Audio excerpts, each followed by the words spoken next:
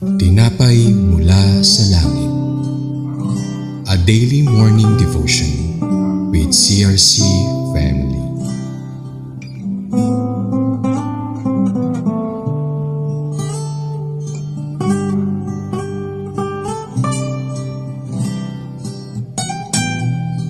Isang mapagpalang umaga po sa ating lahat. Ako po si Sister Ellen ng CRC Tulo, Batangas Daughter Church. Samahan niyo po kami sa aming pong programa, ang Tinapay Mula sa Langit, ang pang-araw-araw na devotion sa salita ng Diyos. At ngayong umaga po ay matutunghayan natin sa Aklat ng Hukom 20:29-36 ang salita ng Diyos. Bago nga po tayo magpatuloy, tayo po ay manalangin. Ang Diyos na banal at makapangyarihan sa lahat, samahan mo po kami sa oras na ito ng mapakikinig at pagbulay-bulay ng iyong salita. Ito po ang aming samo at dalangin. In Jesus' name we pray. Amen. Basahin po natin ang salita ng Diyos sa Hukom 20:29-36. Ang mga Israelita naglagay ng mga kawal na nakakubli sa palibot ng Gibeya. Nang maikatlong araw, muli nilang sinalakay ang mga Benhamita.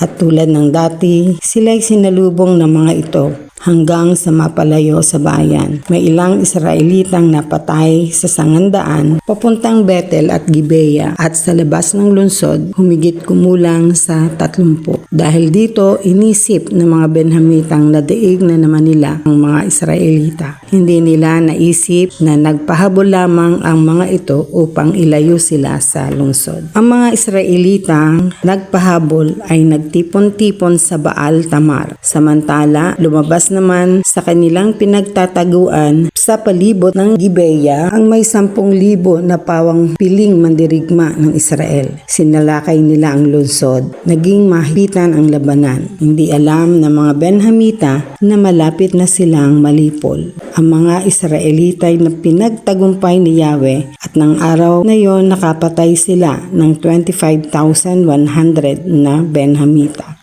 Noon lamang nila nakita na natalo sila ng Israel. Umatras ang malaking bahagi ng hukbo ng Israel sapagkat nagtiwala na sila sa mga lalaking pinatambang nila sa palibot ng Gibeya. Purihin ang Diyos sa pagkakabasa ng kanyang salita. Bahagi ng pinakamadilim na kabanata sa kasaysayan ng Israel ay noong pong matalo sila ng 2 beses ng mga Benhamita. Wala silang nagawa kundi ang umiyak sa Panginoon, at dito naman po ay nangako ang Diyos na ibibigay sa kanila ang tagumpay.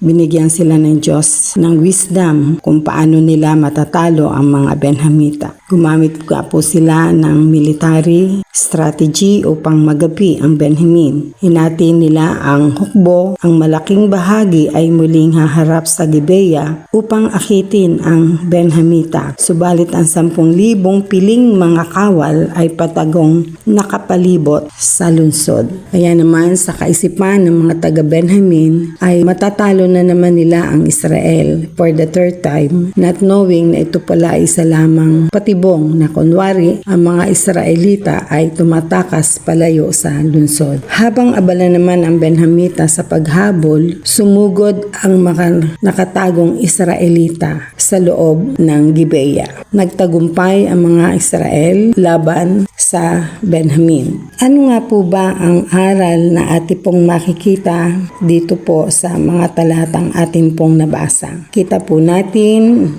na ang Israel po, bago sila humarap sa Panginoon sa Gibeya or sa mga Benhamita, ay nagpakumbaba po sila sa Panginoon. Humingi sila ng patnubay sa halip na sila ay magmatigas. Dahil nga po sa 2 beses silang natalo, humingi sila, nagpray at nagdasal sila sa ating Panginoon. Kaya nga po ipinahintulot ng Panginoon na matalo muna sila upang hindi sila umasa sa sarili nilang lakas, kundi umasa sila sa ating Diyos. Ang kasamaan ng Gibeya ay naging kaparusahan dahil halos nalipol nila ang buong tribo. Naging mayabang din nga po at kampante ang mga taga-Gibeya or ang mga Benhamita kaya naman sila ay natalo at bumagsak. Tayo po bilang Kristiyano, patuloy nating isurrender ang lahat ng plano natin sa Diyos. Huwag maging mayabang at kampante kung naaabot mo na ang lahat ng tagumpay dito sa mundong ito. Dahil sa isang iglap lamang, pwedeng kunin ng Diyos ang lahat